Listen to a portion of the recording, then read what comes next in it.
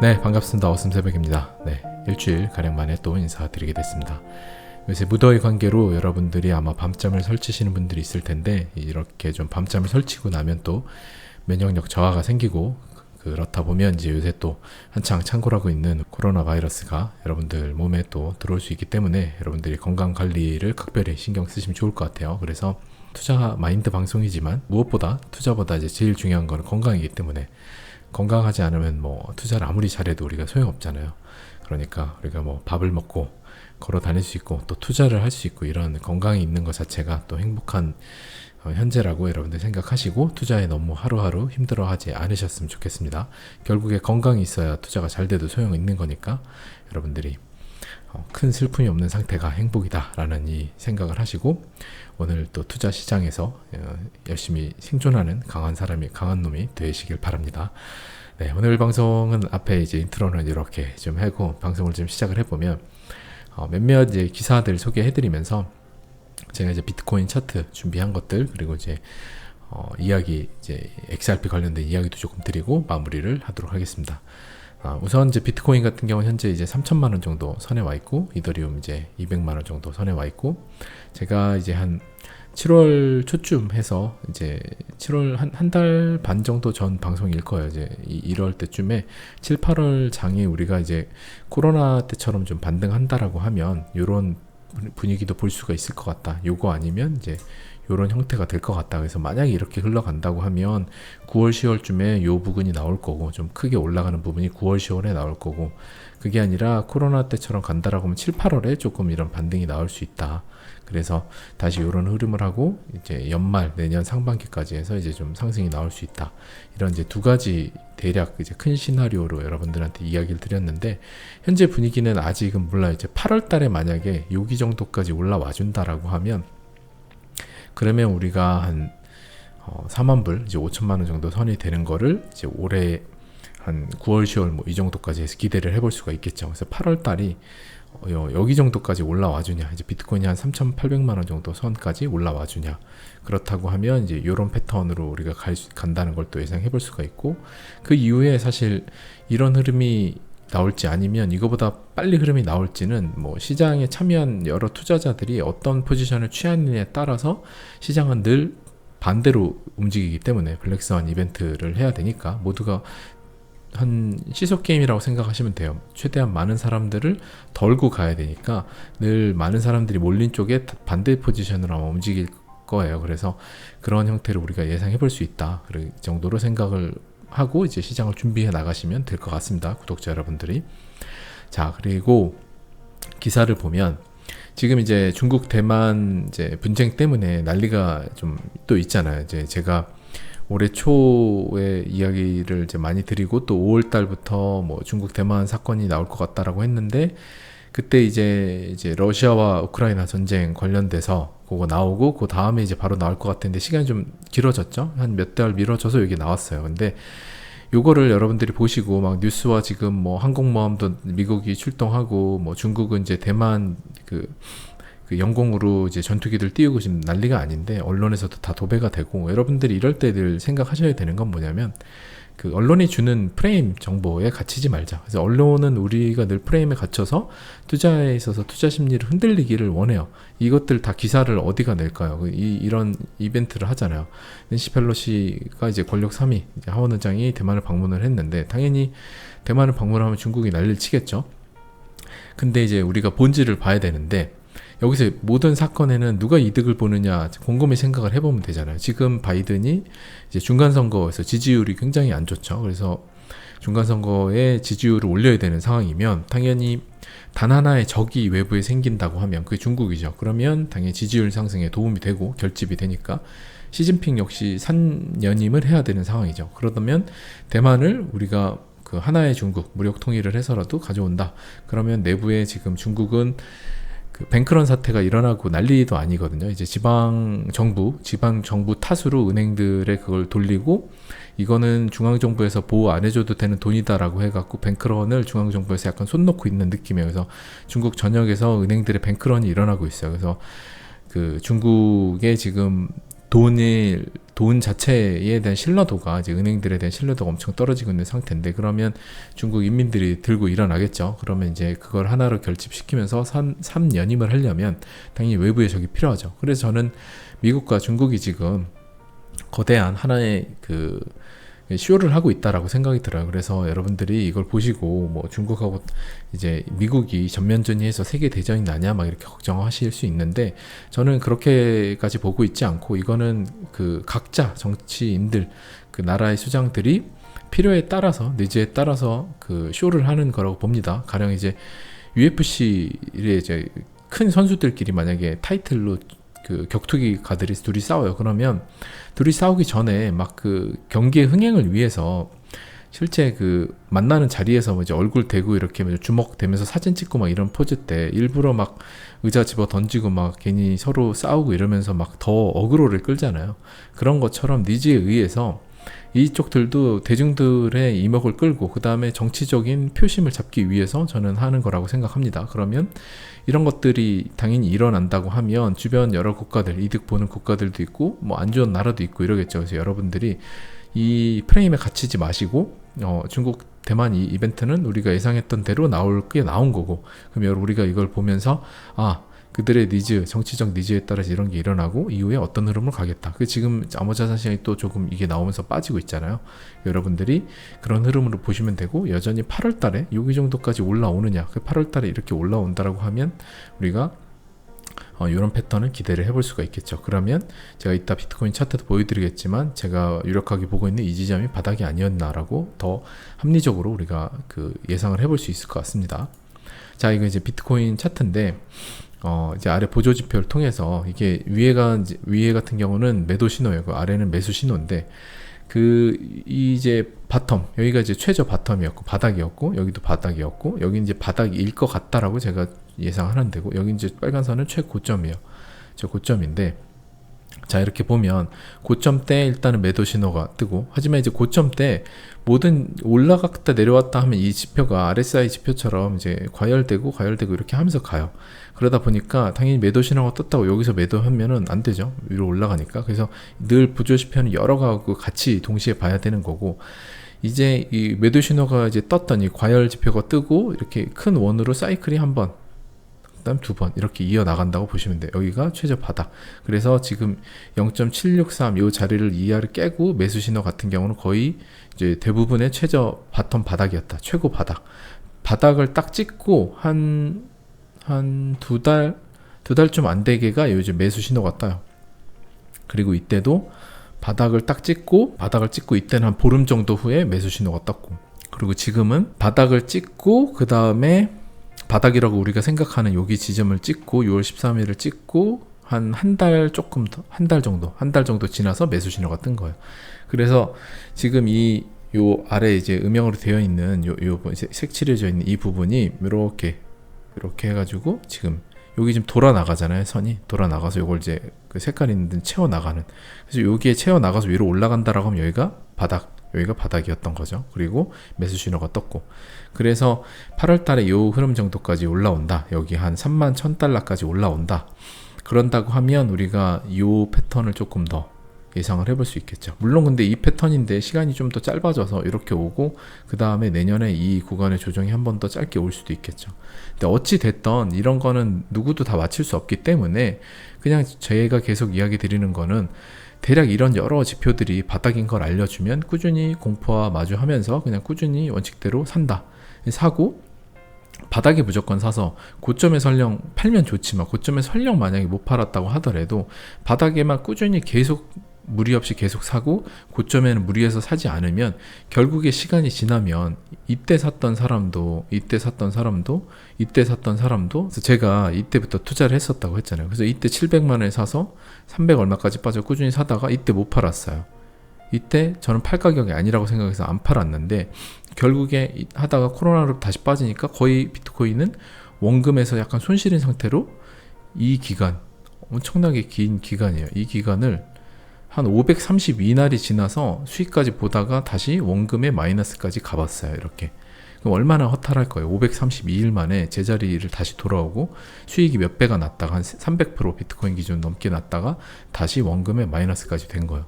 그 시간이 지나서 다시 여기까지 오고 엄청난 또 수익이 나고 그리고 또 다시 내려오고 이게 계속 반복되니까 결국에 여러분들이 이때 못 팔았다고 엄청 후회하잖아요. 그러면 여러분들이 똑같이 이때 못 팔았다고 후회하는 게 제가 이때 못 팔았다고 후회하는 거랑 또 똑같이 된다고요. 그래서 시간이 지나면 또 올라오겠죠. 그러면 이때 못 팔았던 게 이때 못 팔았던 것처럼 별거 아니게 느껴질 수 있는 거죠.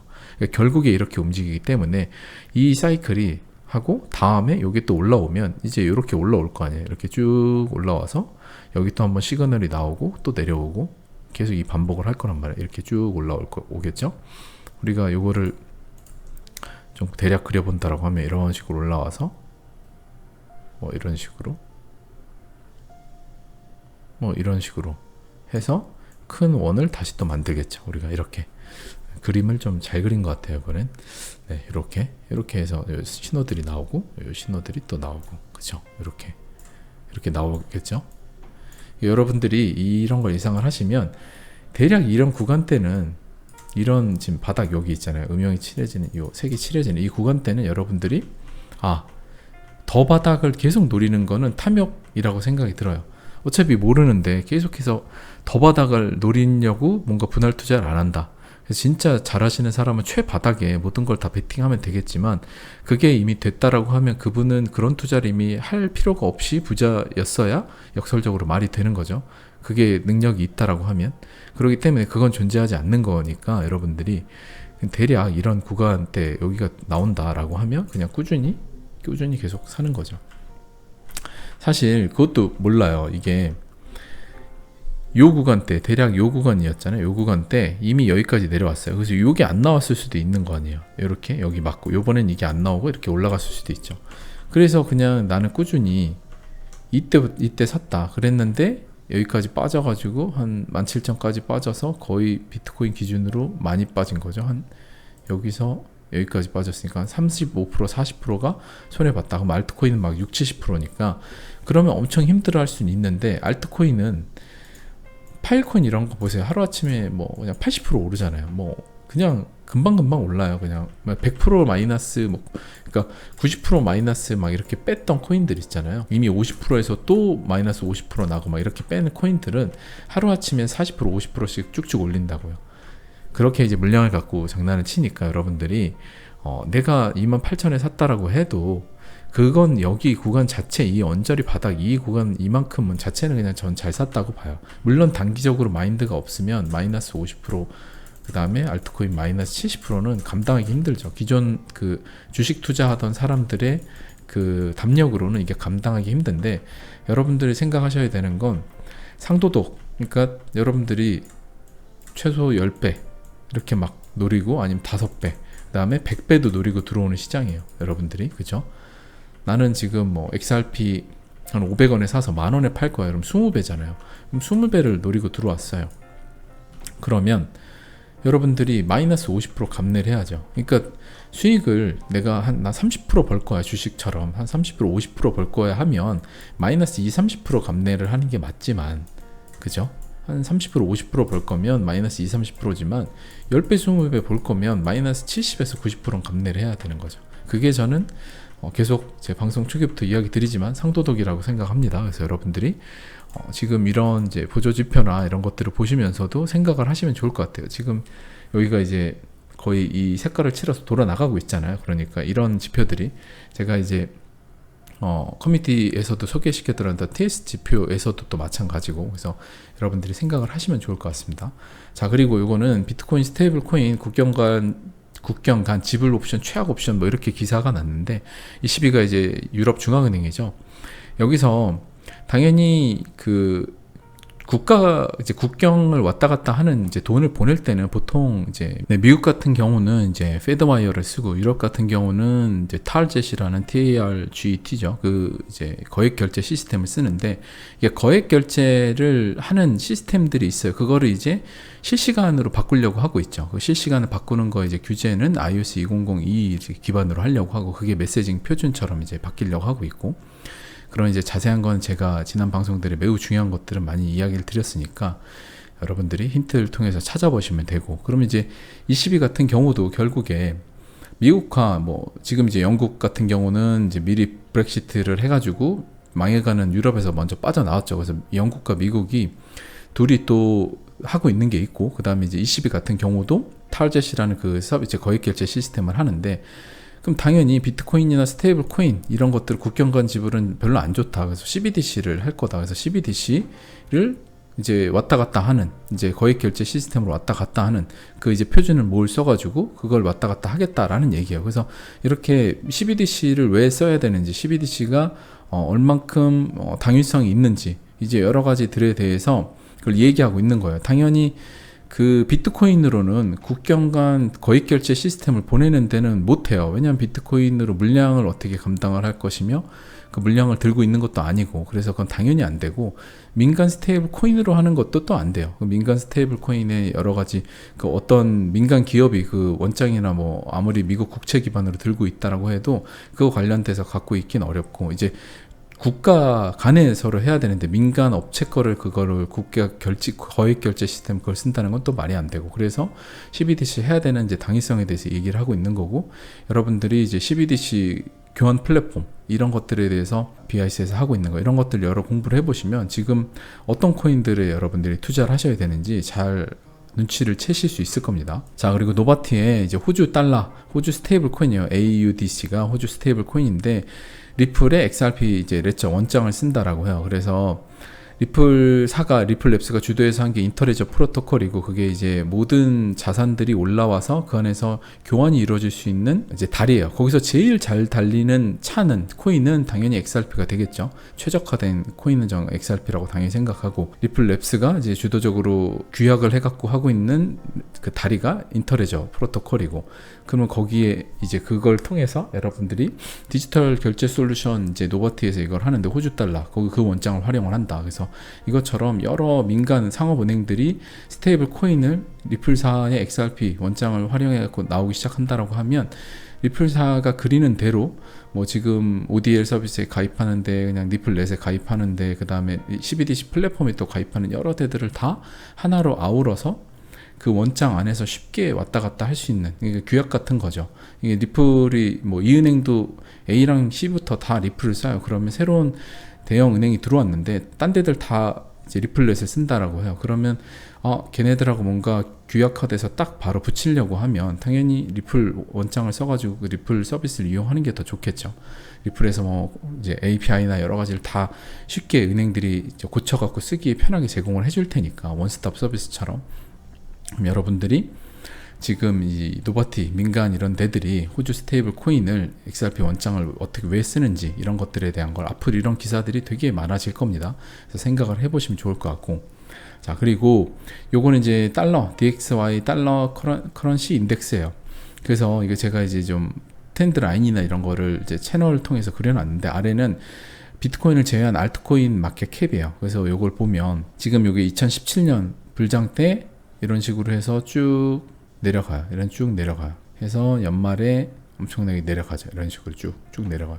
그래서 알트코인 마켓 캡은 이런 식으로 쭉 올라오죠. 마지막 쭉 올라올 때 이런 식으로 쭉 떨어지고, 그리고 다시 하락장 구간 때 이런 식으로 이렇게 파동을 왔다 갔다 하면서 전체적으로 우상향을 해요. 우하향으로 빠지죠.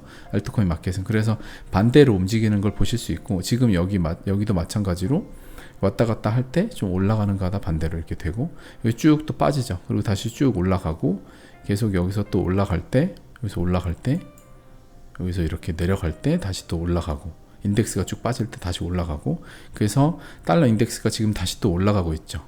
또 다시 올라갈 때 조금 빠졌다가 횡보하면서 가고, 여기 또 좀 빠질 때 살짝 올라가고, 다음 지금 또 요새 최근에 쭉 빠진 거예요. 이렇게 좀 보면 최근에 이런 식으로 알트 마켓이 이번에 작년 말부터 해서 쭉 엄청나게 빠졌죠.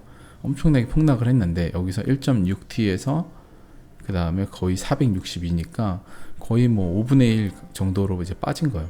한 4분의 1 정도 되겠네요. 4분의 1 정도로 빠졌는데, 이 달러 인덱스가 이만큼까지 올라갔잖아요. 그럼 달러 인덱스가 이 채널에서 어디까지 올라갈 거냐, 그거는 모르지만, 그건 몰라요. 모르지만 우리가 아까 본 지금 우리가 이런 차트 지표라든지 여러 지표들을 보는 걸 통해 보면 지금 여기서 이제 돌아가고 있고, 여기가 비트코인들의 역사적으로 거의 최바닥이었던 여러 지표들이 나오고 있잖아요. 여기가. 그러면 우리가 이 달러 인덱스를 봤을 때, 달러 인덱스가 이쯤에서 이제 채널을 깨고 슬슬 조금 더 뭐 횡보할 수 있겠지만 내려올 수 있겠다, 이런 식으로 여기서 이렇게 올라가다가 2020년 여기가 3월이죠. 3월 달에 쭉 이런 식으로 빠졌던 것처럼 이제 채널을 여기서 이렇게 이제 쭉 이렇게 가는 게 아니라 여기서 쭉 올라갔다가 한번 쭉 빠지고 이제 내려가겠구나, 달러 인덱스가.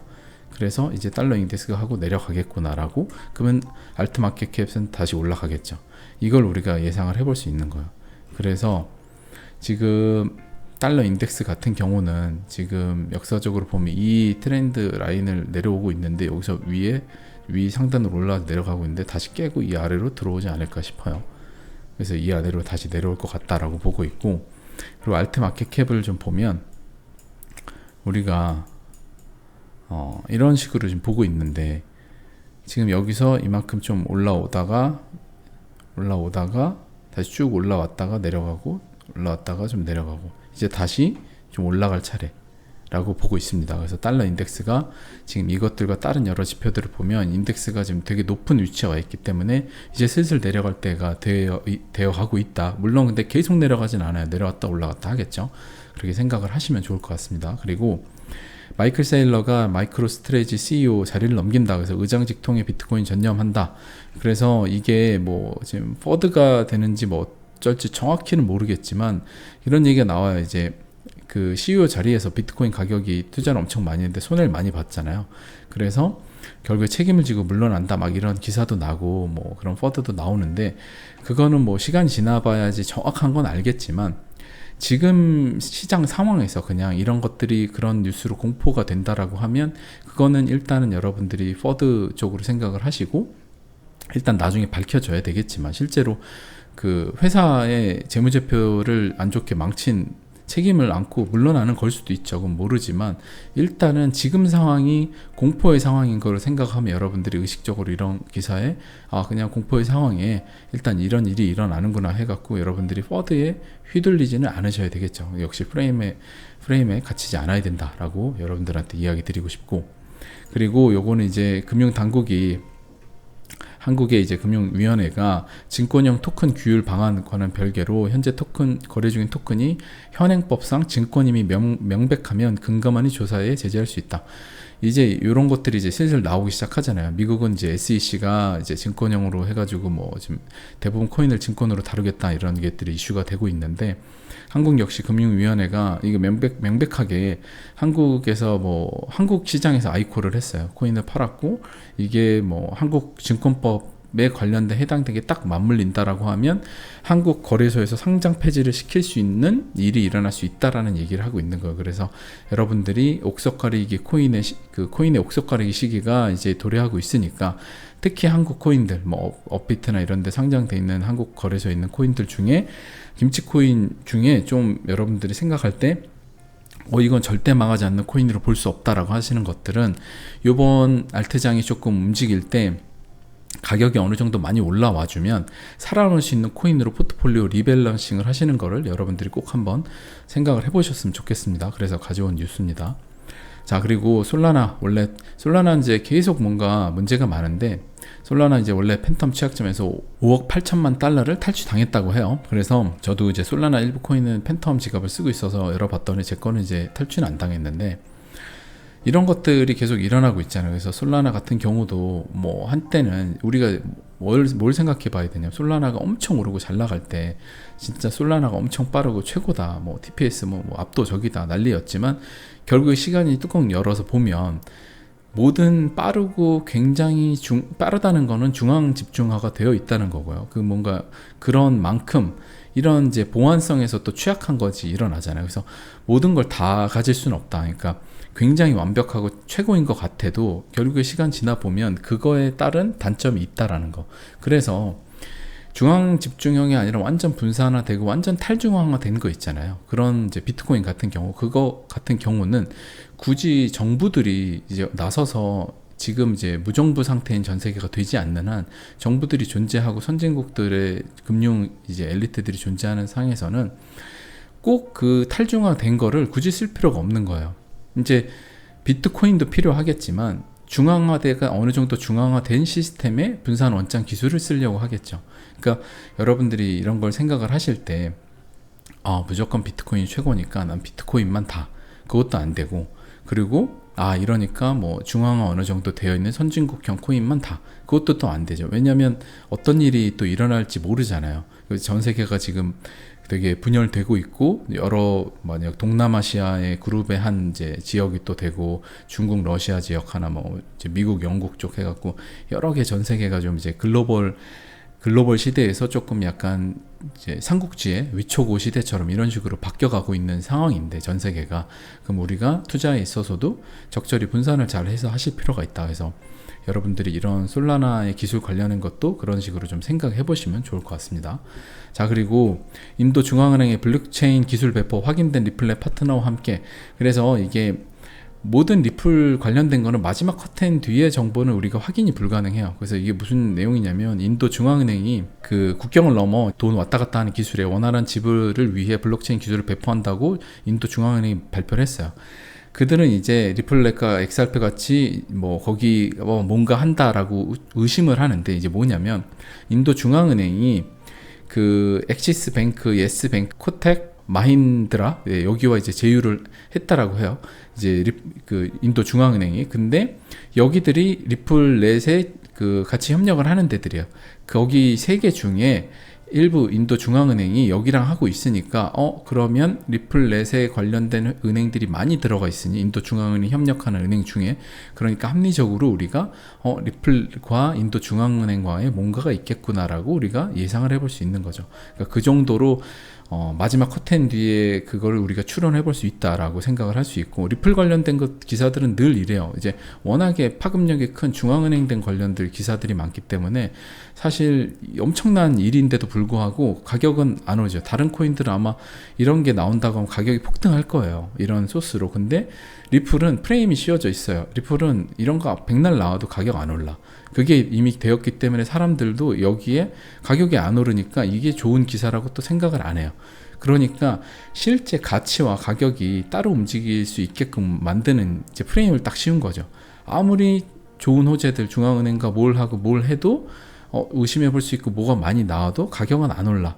그럼 어차피 리플은 가격이 안 오르는 거야, XRP는. 이런 프레임이 대중들한테 씌워져 있다. 그래서 저는 이런 마지막 이벤트가 블랙스완이 되지 않을까라고 늘 생각을 합니다. 그래서 제 포트폴리오에 가지고 있는 거기도 하고, 여러분들이 그래서 이런 관점으로 좀 생각을 해보시면 좋을 것 같다 라고 이야기 드릴 수 있을 것 같고, 자, 그리고 지금 우리가 이제 그 중국 대만 관련돼서 이런 기사들이 막 나오고 있잖아요. 그래서 시간을 여러분들이 지금 이런 기사들이 또 쏟아져 나오고 하면 8월 달을 우리가 잘 지켜보고 나면, 8월 달에 아까 이야기 드린 대로 8월 달에 요 정도 선, 한 3만 달러 근처까지, 뭐 한 2만 6천, 그 다음에 뭐 한 3만 달러죠. 그 정도까지 우리가 8월 달에 올라온다라고 하면, 지금 여기서 이제 그러면 한 몇십 프로가 올라오는 거죠. 그렇게 올라온다라고 하면 우리가 요런 흐름을 조금 더 빨리 여기까지 떨어진 만큼을 복구하는 정도 근처까지 오는 걸 우리가 예상해 볼 수 있다. 여기 정도까지 올라와 준다고 하면. 그래서 지금 이런 여러 가지 지표들을 제가 보고 있는 것들을 이제 여러분들이 보시고, 이쯤 되면 제가 그래서 계속 저는 이때부터 바닥이다, 지금 엄청 공포지만 꾸준히 사야 될 것 같다라고 이야기 드리고, 꾸준히 제가 뭐 이더리움을 130만 원에 몇 개 샀다 뭐 이런 얘기를까지 드리면서 제가 계속해서 방송을 했던 이유가, 저도 무섭죠. 저도 사람이기 때문에 아무리 공포의 구간에 사야 되는 거를 머리로 알고 가슴으로 알아도 늘 그런 구간 때 저도 투자할 때 있어서 두려움이 있어요. 하지만 제가 이제 확신하는 건 늘 대중들과 반대로 하고 공포의 순간에 머리를 차갑게 하고 이성적으로 투자를 하면 늘 결과가 좋았다는 그것 때문에 하는 건데, 방송에서 이제 그런 얘기를 할 때 있어서 역시 부담이 되고 되게 어렵죠. 하지만 여러분들도 그런 순간에 여러분들이 제가 투자일기를 쓰라고 이야기 드린 것도 이때 만약에 했는데 이것들이 바닥이었어요. 그러면 그것들이 한 번 누적되고 두 번 누적되면 여러분들이 예전 일기장을 열어보시면서 공포의 순간 때 예전에 그 마음을 열어보면 내가 그때 공포의 순간 때 이렇게 행동을 했었던 게 결국 되게 좋았네 라는 것들이 누적되면 여러분들 것들로 이제 여러분들 것들로 투자 마인드가 생기시게 되는 거죠. 그래서 제가 투자일기를 좀 쓰면 좋겠다라고 그래서 이야기 드리는 겁니다. 오늘 방송도 여기까지 하고 인사드리도록 하겠습니다. 감사합니다. 어슴새벽이었습니다.